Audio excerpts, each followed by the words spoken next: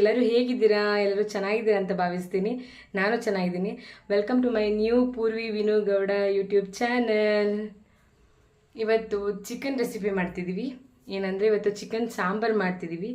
So ಅದಕ್ಕೆ ಏನೇನು ಬೇಕು ಇಂಗ್ರೀಡಿಯೆಂಟ್ಸ್ ಮತ್ತು ಹೇಗೆ ಮಾಡುವ ವಿಧಾನ ತೋರಿಸ್ತೀನಿ ಬನ್ನಿ. ನೋಡಿ ಫ್ರೆಂಡ್ಸ್, ಈಗ ಚಿಕನ್ ಸಾಂಬಾರಿಗೆ ಏನೇನು ಬೇಕು ಅಂತ ಹೇಳ್ತೀನಿ, ಮಾಡುವ ವಿಧಾನ. ಈಗ 2 ಈರುಳ್ಳಿ ತೊಗೊಂಡಿದ್ದೀನಿ. 2 ಈರುಳ್ಳಿನ ಚೆನ್ನಾಗಿ ಫ್ರೈ ಮಾಡ್ಕೋತಾ ಇದ್ದೀನಿ. ಚೆನ್ನಾಗಿ ಬ್ರೌನ್ ಕಲರ್ ಆಗಬೇಕು, ಅಲ್ಲಿವರೆಗೂ ಚೆನ್ನಾಗಿ ಫ್ರೈ ಮಾಡ್ಕೋಬೇಕು, ಅವಾಗ ಸಾಂಬಾರು ಚೆನ್ನಾಗಾಗುತ್ತೆ. ಈಗ ಆಲ್ರೆಡಿ ಫ್ರೈ ಆಗಿದೆ. ಈಗ ಚಿಕನ್ ಮಾಡುವ ವಿಧಾನ ತೋರಿಸ್ತೀನಿ. ಈಗ ಪಾತ್ರೆಗೆ ಸ್ವಲ್ಪ ಎಣ್ಣೆ ಹಾಕೊಳ್ತಾ ಇದ್ದೀನಿ, ಆಯಿಲ್ ಹಾಕೊಳ್ತಿದ್ದೀನಿ. ಚಿಕನ್ ಸಾಂಬಾರು ಅಲ್ವಾ, ಸೊ ಹಾಗಾಗಿ ಆಯಿಲ್ ಸ್ವಲ್ಪ ಇದ್ರೆ ಸಾಕು.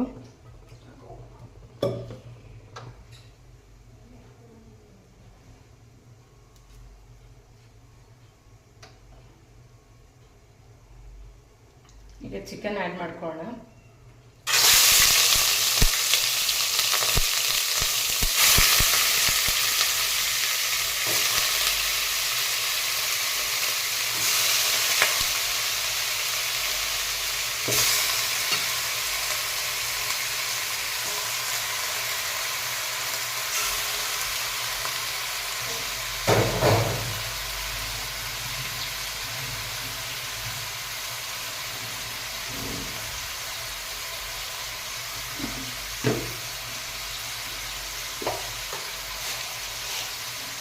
ಚಿಕನ್ಗೆ ಸ್ವಲ್ಪ ರುಚಿಗೆ ತಕ್ಕಷ್ಟು ಉಪ್ಪು ಹಾಕ್ತಾ ಇದ್ದೀನಿ.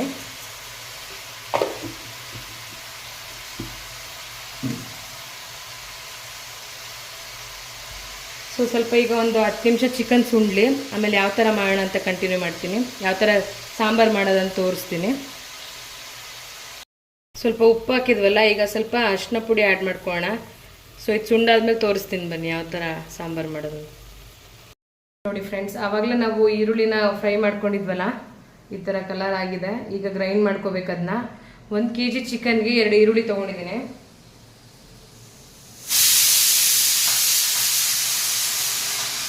ಸೊ ಮನೆಯಲ್ಲಿ ಮಾಡಿರುವ ಮಟನ್ ಪೌಡ್ರ್ ಇದು, ಮಟನ್ ಪುಡಿ ಇದು, 2 ಸ್ಪೂನ್ ಆ್ಯಡ್ ಮಾಡ್ಕೊಳ್ತಿದ್ದೀನಿ. ಅದನ್ನು ಗ್ರೈಂಡ್ ಮಾಡ್ಕೊಳ್ಬೇಕು. ಗ್ರೈಂಡ್ ಆದಮೇಲೆ ಚಿಕನ್ ಸಾಂಬಾರು ಮಾಡುವ ವಿಧಾನ ಪುನಃ ಕಂಟಿನ್ಯೂ ಮಾಡ್ತೀನಿ. ನೋಡಿ ಫ್ರೆಂಡ್ಸ್, ಈಗ ಚಿಕನ್ ಚೆನ್ನಾಗಿ ಸುಂಡಿದೆ. ಸೊ ಈಗ ನಾವು ರುಬ್ಬಿರೋ ಮಿಶ್ರಣನ ಆ್ಯಡ್ ಮಾಡ್ಕೊಳ್ತಾ ಇದ್ದೀನಿ.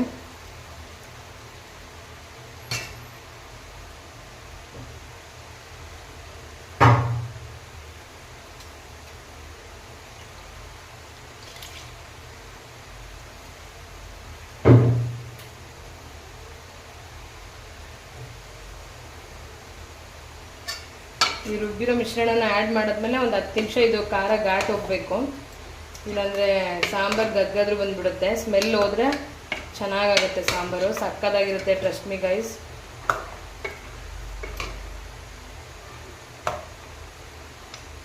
ಚಿಕನ್ ಸಾಂಬಾರಂತೂ ಸಕ್ಕದಾಗಿರುತ್ತೆ. ಸೊ ಇದು ಒಂದು 10 ಮಿನಿಟ್ಸ್ ಇದೆಲ್ಲ ಘಾಟ್ ಹೋಗಲಿ.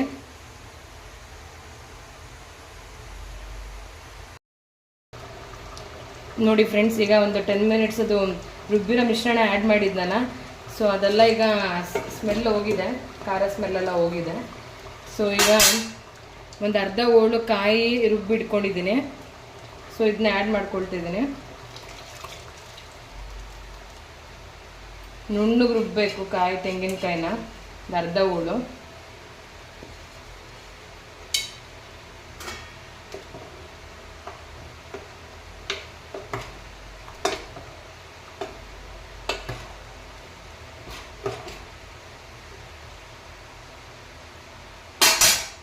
ಸೊ ಇದನ್ನ ಮುಚ್ಬಿಡೋಣ.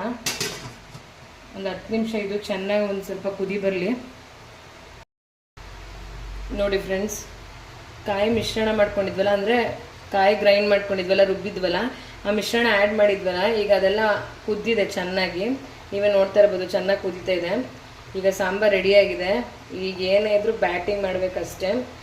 ಸಕ್ಕದಾಗಿದೆ ಸಾಂಬಾರು ಮಾತ್ರ, ನೋಡ್ತಿದ್ರೆ ಗೊತ್ತಾಗುತ್ತೆ ನಿಮಗೆ.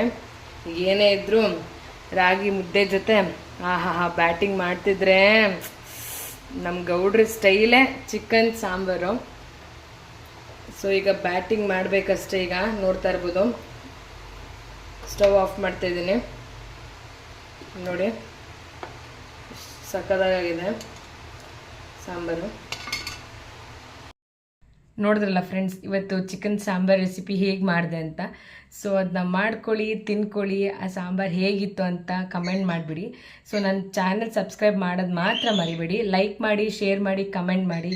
Thanks for watching. Bye bye.